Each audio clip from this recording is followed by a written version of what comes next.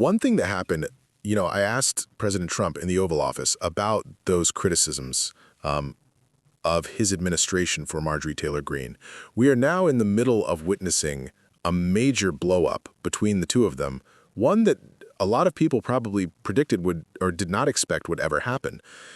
With the president attacking her and her now calling the president saying that he is lying about her and that she believes this is all over him trying to bully other Republicans into not voting in favor of that discharge on the Epstein files this week. I wonder, what do you make of what's playing out? It's like they put truth serum in the MAGA water cooler, and Marjorie Taylor Greene and Donald Trump are both condemned to tell the truth about the other. Everything he says is right there, our sources.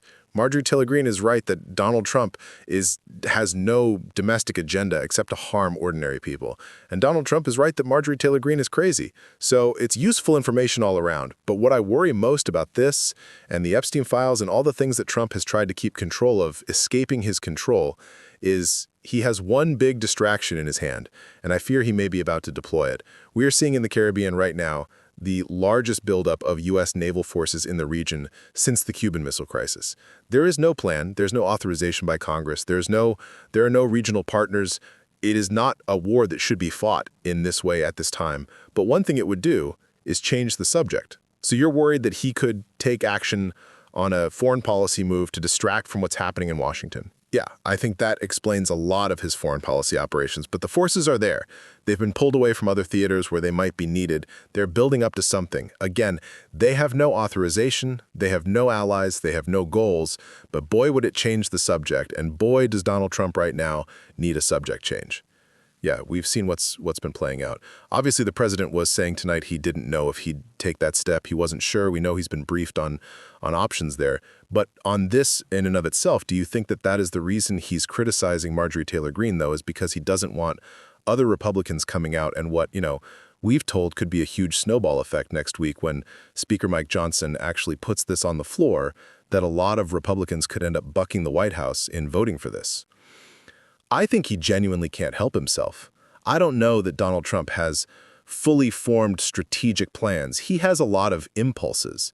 He's also testing the old magic. One of the things that has happened after the elections in New Jersey and Virginia and elsewhere, in Georgia maybe most significantly because there was an all-state race that Republican candidates lost, is a lot of Republicans have to be thinking, what about my future?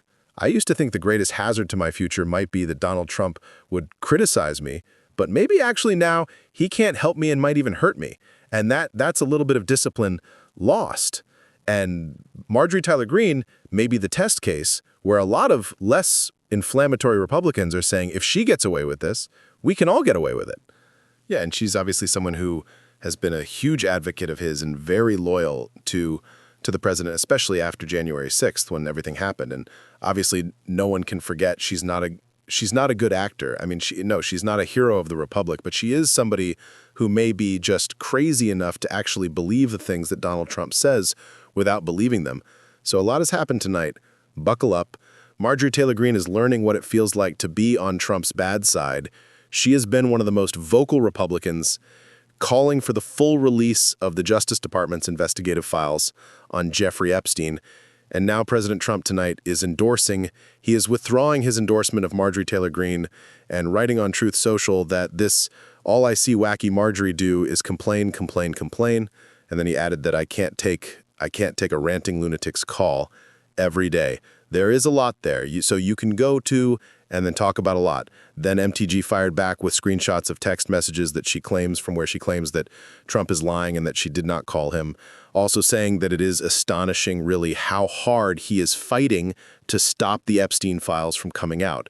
She argued that she has been one of Trump's strongest supporters, but that she doesn't, quote, worship or serve Donald Trump.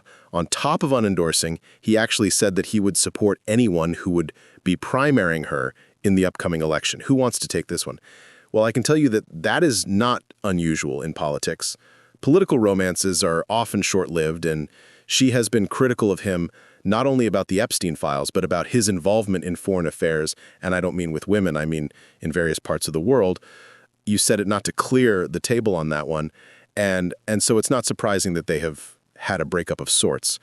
After all, he didn't give her a ring, he just supported her for a little while. Listen, this fire is spreading. I mean, right? It started off talking about ABC in the beginning, then during the shutdown, she was one of the few Republicans that correctly identified Donald Trump's unwillingness to deal with the ACA subsidies and lower healthcare costs for Americans as been one of the reasons why by the shutdown he was very outspoken about. Now she's talking about foreign policy. This is not going away. Whatever's going on between them seems to only be heating up. And I think the rest of us to get the popcorn. I think more and more with words, sort of war with words with Donald Trump is such a risky business that I cannot believe she has the bravery to engage in it, because even if she was right, is going to lose. Is there an example of anyone beating Donald Trump at this? Never. This is his game and he's great at it, and she's barking up a tree that she's going to fall on her really hard. You know, it's interesting. He has some people who profess to be strong supporters who do oppose him more often than the people that you might not think are his strongest supporters. She's one of them. Thomas Massie in Kentucky is another. One Rand Paul, my home state senator. He takes on Trump, although they profess to be Trump supporters. In this case, I think you have the order out of order. I trace all this back to his decision, the righteous decision to strike Iran. She was against it. So were some of the people who occupied that wing of the party. He defied them. And since that time, they all seem to be stridently picking at him on this issue or that. And then, of course, everybody knows in Washington, Miles, you know, the fastest way to get in front of a television camera for a Republican is to come out and crap on Donald Trump. And so that is what she is, you know, Scott, that is what she is doing, because I trace it back over that, Scott, over these issues. And that's what I have. Scott, I trace it further back than that. I trace it back to 10 years ago when you said Donald Trump was an authoritarian. And you know what, Scott? I've got to hand it to you. That was a remarkable forecast, because 10 years later, I think you called it. Here's Donald Trump today, the man with the heart and soul of a fascist, showing us he now has the bona fides by tonight ordering investigations. Oh, come on. Into American citizens. That's why members of his party, that's why he's running the executive instance. Why are you so upset? He's running the executive branch for the same reasons you predicted he shouldn't. For the same reason, Scott, you said he violated his oath and he should never be at office. I believe that's why I'm upset for the man being in the Oval Office. I happily voted for him 3 times. I know that the alternative was terrible, and a lot of your friends were shocked. Yeah, well, a lot of my friends would have been shocked at you trying to subvert the elected president of the United States, which you did. Well, and I proudly did. Mid-level staffer substituting his judgment for the electorate of the United States. Well, Scott, I would have loved to have seen you stand up. Look, good luck. Back to MGG. Is it the sign of a changing tide? Is it the sign, or is it a singular one back and forth between one member of one Republican who is getting into a fight with Donald Trump? Or do you think there is a possibility that it is the beginnings of Republicans seeing past the Donald Trump era? The short answer is that we don't know, because you've got like Trump saying exactly that, like, for vote on this discharge petition is going to outlast Donald Trump's time here, so you need to consider that when you make your decision. If we keep paying attention, what we see is that last week the president guys clock clean in an election. All the Republicans got their clock clean in an election. This week, we see what's happening with the Epstein files. Next week, we're gonna see them take a vote, and if we see a bunch of Republicans defect on the Epstein files, I think what we're seeing is the real testing of the waters to find out whether or not you can oppose Donald Trump and still get elected. When we talk about Marjorie Taylor Greene, the one thing we haven't talked about yet is her fundraising prowess. And according to sources, she's the most popular fundraiser in the Republican Party other than Donald Trump. He's devised this prediction about no one's going to care about. I was asking a question. I wasn't predicting. No, you said somebody said that this was going to outlive the prediction, that this was going. Yeah, I totally disagree with you. I think right now more people are worried about whether they can watch ESPN on YouTube TV tomorrow than they care about this. And that's certainly going to be true in 1 year, 5 years, or 10 years. But they care about, did not get there. They do care about the president sort of breaking everything, right? They see a hole in the White House right now. I was in Detroit last weekend for an event, and it was the #1 thing people came up to me, the scholarship dinner, to ask about, is it okay for the president to tear down the White House without anybody's permission?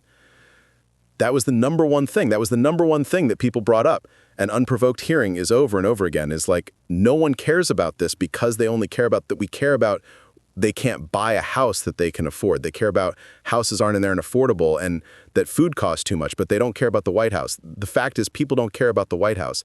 That's ridiculous.